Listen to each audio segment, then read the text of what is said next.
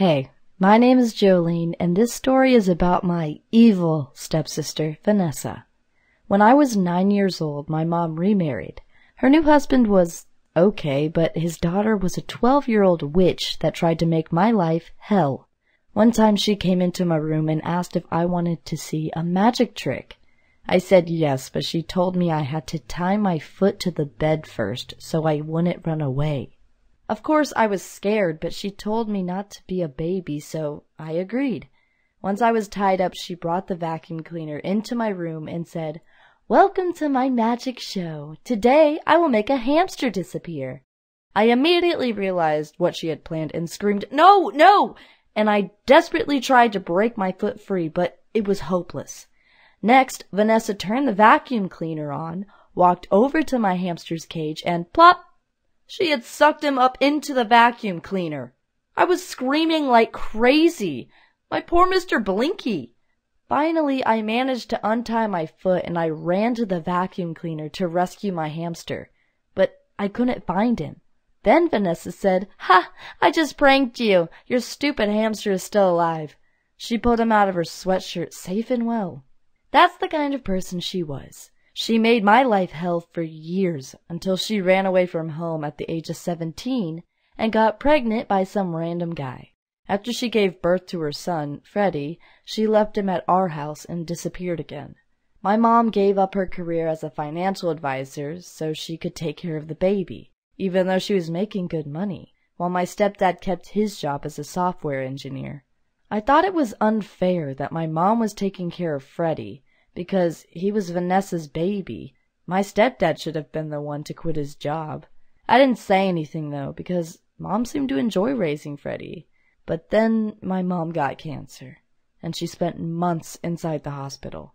That's why I had to drop out of high school to look after her and Vanessa's son. I was so pissed at Vanessa. I mean, even though she wasn't living with us anymore, she was still ruining my life. Meanwhile, my stepdad couldn't cope with my mom being sick, and he fell into a deep depression and started drinking instead of going to work. He lost his job as a software engineer, and suddenly we couldn't afford to live in our house anymore. Instead, we moved into a small one-bed apartment, and it was all Vanessa's fault. 6 months later, my mom passed away. It was the closest I ever came to giving up on life. I'd lost the only person who truly cared about me. And then Vanessa decided to move back in with us because she had nowhere else to stay. But when I asked her to look after Freddie, she refused. That's when I lost it. I screamed at her to take some responsibility, but she only laughed and told me to take a chill pill. The next morning, Vanessa was gone again, and so was all of my mom's jewelry. Mom didn't have much, but that jewelry was important to her, and she wanted me to have it. It was worth only $2,000, but I would never have sold it. It was all I had left of my mom. That's when I had enough. I decided to move out and find my own place.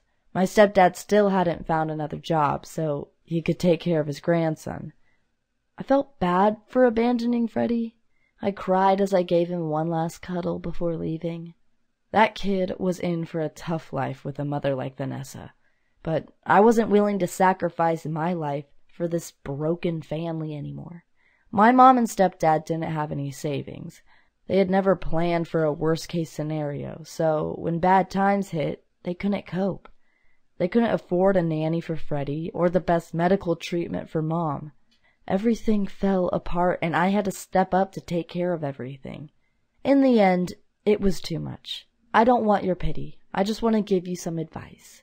Prepare for a rainy day while the sun is still shining. Have some money saved up just in case. And surround yourself with decent people who will help you through the tough times. Because life can be damn hard.